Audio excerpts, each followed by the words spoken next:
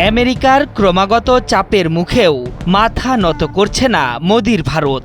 উল্টো ট্রাম্পকে বুড়ো আঙ্গুল দেখিয়ে রাশিয়ার সাথে সম্পর্ক দৃঢ় করার প্রতিশ্রুতি দিয়েছেন তিনি। এবার তারই পুরস্কার পাচ্ছে ভারত। রাশিয়ার তৈরি আকাশ প্রতিরক্ষা ব্যবস্থা S-400 ক্ষেপণাস্ত্রের আরেক চালান পেতে যাচ্ছে মোদির সেনারা, যা আগামী 2026 সালের মধ্যে সরবরাহের কথা রয়েছে। শক্তিশালী এই প্রতিরক্ষা ব্যবস্থা যুদ্ধের ময়দানে কিছুটা হলেও পাকিস্তানের বিপক্ষে ভারতকে সুবিধা দেবে। 2018 সালে $5.43 বিলিয়ন রাশিয়ার 5টি S-400 সিস্টেমের ক্রয়াদেশ দিয়েছিল নয়াদিল্লি। এরই মধ্যে সেই চালানের 3টি প্রতিরক্ষা ব্যবস্থা ভারতে পৌঁছেছে। বাকি দুটি আগামী বছরের মধ্যেই নয়াদিল্লির হাতে তুলে দেওয়ার প্রতিশ্রুতি দিয়েছে মস্কো। পাশাপাশি দক্ষিণ এশিয়ার দেশটির কাছে Su-57 যুদ্ধবিমান বিক্রি করতেও আগ্রহী রাশিয়া। রুশ federal service for military technical cooperation প্রধান দিমিত্রি সুগায়েভ বলেছেন, ভারতের কাছে রাশিয়ার S-400 সিস্টেম রয়েছে।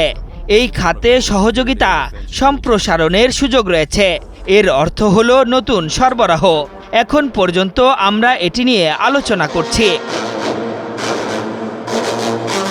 এর আগে গত মে মাসে প্রতিবেশী পাকিস্তানের সঙ্গে 4 দিনের সংঘর্ষের সময় ইসলামাবাদের প্রতিশোধমূলক হামলার বিরুদ্ধে ভারতের বিমান ঘাঁটি এবং অন্যান্য সামরিক স্থাপনা রক্ষায় S-400 গুরুত্বপূর্ণ ভূমিকা পালন করেছিল। এক ভাষণে দেশটির প্রধানমন্ত্রী নরেন্দ্র মোদী বলেছিলেন, S-400 দেশকে অভূতপূর্ব শক্তি দিয়েছে। এদিকে ইউক্রেন যুদ্ধে রাশিয়াকে সহযোগিতার অভিযোগ তুলে ভারতের উপর 50% শুল্ক চাপিয়েছে ওয়াশিংটন। একসময়ের মিত্র ট্রাম্পের এমন পদক্ষেপে বেঁকে বসেছেন মোদিও।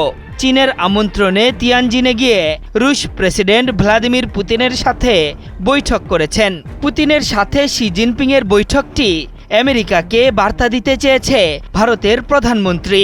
বিশ্লেষকরা বলছেন, আমেরিকার শুল্ক আরোপকে পাত্তা না দিয়েই চীনে বুক উঁচিয়ে বৈঠক করেছে ভারত। এতে স্পষ্ট চীন রাশিয়ার বলয়ে প্রবেশ করে নতুন জোট গড়তে চাইছে নরেন্দ্র মোদী।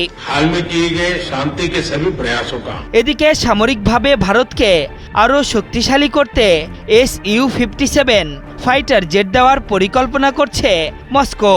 এই পরিকল্পনা বাস্তবায়ন হলে যুদ্ধযানটি ভারতের মাটিতেই তৈরি হবে, যার উৎপাদন দায়িত্ব পড়বে হিন্দুস্তান এরোনটিক্স লিমিটেডের কাঁধে। সেখানে আগে থেকেই Su-30 MKI বিমান তৈরি হচ্ছে। Su-57 প্রকল্প পেলে সেখানে নতুন একটি উৎপাদন কেন্দ্র স্থাপন করা হতে পারে। আশরাফুল ইসলাম, ৭১।